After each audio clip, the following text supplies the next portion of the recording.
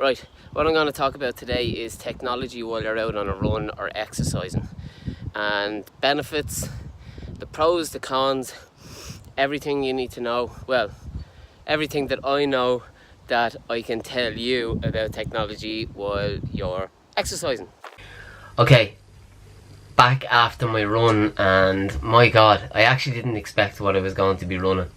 Sorry, I have to turn my phone off because what I'm going to talk about is technology, and when you're trying to record and technology keeps on bleeping, it's annoying. What I'm going to talk about is the technology that we use for running to make ourselves better and not become addicted to the technology to run better. Running is simple, so why do we need technology to run? Anyway, I finished my run and it was a 8.5 mile run at 6:45 per mile, which I have no idea what that is in kilometers. Anyway, I got a new pair of Under Armour shoes, and I'll get them now. These are the new Under Armour Infinites. Now, I'll take out the lining of them so you can see. Basically, it has a Bluetooth sensor in them. Now, you might be thinking to yourself, why does a shoe have a Bluetooth sensor? And I kind of asked that myself. You can see there, Bluetooth. So the Bluetooth sensor is somewhere in the midsole, like in here somewhere, and you can't feel it. Like, it's a Bluetooth sensor. It's tiny. The other thing that I'm going to talk about is a watch. Now, this is the Garmin 735 XT, which is a triathlon watch. I'm not a triathlete, but sometimes I go cycling, and the odd time I go swimming, so it's actually handy. So, back to the shoes. What's the story with the Bluetooth sensor in it? This shoe, it tracks the distance and pace, the splits, cadence, your average stride, your shoe life, how many, like, do you need to buy a new pair of shoes, daily steps, because everybody wants to know how many steps they take in a day. It's the 10,000 rule, isn't it? But also, one of the good things is that when you run indoors on a really cold, miserable day, or it's not safe to go outside because it's frosty or snowy or whatever, this will track, because it knows your average stride and your average steps per minute. It can track how long you actually run on a treadmill, because you don't need GPS, or the GPS won't track how long you're doing. So this actually does it for you. I'm going to open up my phone now, because I want to show you exactly how the shoe connects to your phone. So you go into Map My Run. I'm just going to put it up on the screen now. Okay, so as you can see here, well, I don't need to start a workout. So I turn my Bluetooth on, click the top right button here. So as you can see now, last synced just now. Okay, so I've ran 48 miles and what's that, 61,000 steps. So when I scroll up here, it gives you badges and defy gravity, I will.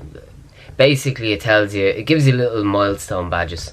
So when you go into this little icon here, you can see, you can basically go into retire shoe, and it just goes, it retires your shoe.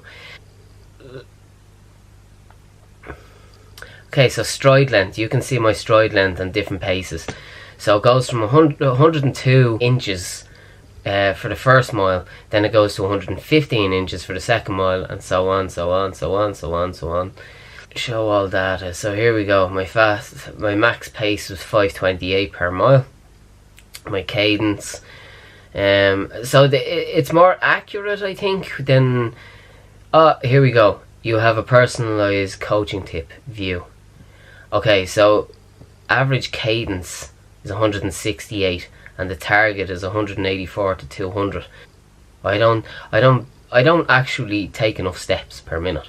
So you can see, you just scroll down, you can see all the stuff. So let's say if I wanted to run a 5:30 per mile, then I have to run 188 to 204 steps per minute. Okay, so I'm gonna get out of that. Turn off. All that kind of mumbo jumbo, what does it actually mean and how can you use it? A lot of people just go out the door and run, and that's perfect, it's grand. For injury's sake, if you're overstriding and your step is too far ahead of your actual body, and then your body has to catch back up with you. Now I stride over, little bit overstride. For the height of me, I shouldn't really be having the stride of what I have. You can go on to Strava, you can go on to Map My Run. Now these Under Armour Hover Infinites connect to Map My Run. So you can go on to Map My Run. Map My Run is basically like Strava, which leads me on to Strava. There's a thought out there on Strava that you might think, oh, people are seeing what I'm doing, or people are looking at me. Nobody's looking at you. Nobody cares what you're actually doing. I don't care if anybody sees what I do. I upload it for myself, and I can track what I'm doing. I can track the route that I do, and it's basically like a diary that I don't have to write down. It's on my phone. It's up there on Map My Run and Strava.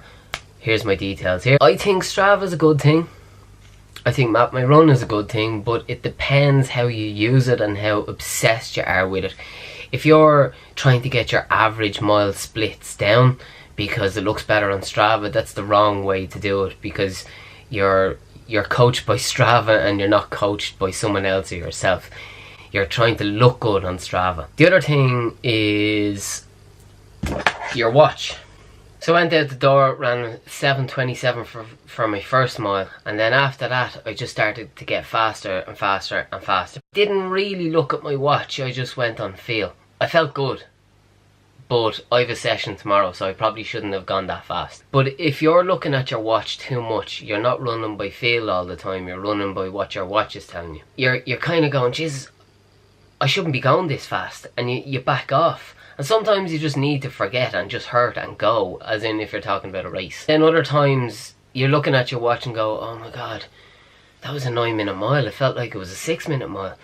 So you need to listen to your body more rather than listen to what your watch is telling you. The watch is a good indicator, and I'd be lost without the watch, but sometimes you just need to go and forget what your watch is telling you. And your heart rate, I hear a lot of people saying, the light's a bit bright there, isn't it? I hear a lot of people saying like, oh, I need to regulate my heart rate at like mile 8 or whatever. I ran 10 miles in 58 minutes and my heart rate never went over 130, which is completely wrong. It should have been up around 160, 170.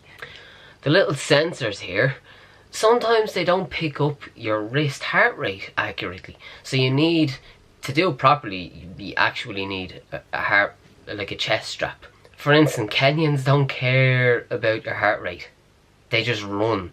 And if you don't keep up, you get in a van that's following you and you try again next week. So I think heart rate, it's good in a way if you want to be very, very accurate, but also you need to listen to your body, and sometimes these are wrong. A lot of the time they're wrong, because my heart rate never picks up on my wrist. It's complete, like, you have to have it really tight, like ridiculously tight onto your wrist. Is technology good for running or for exercise?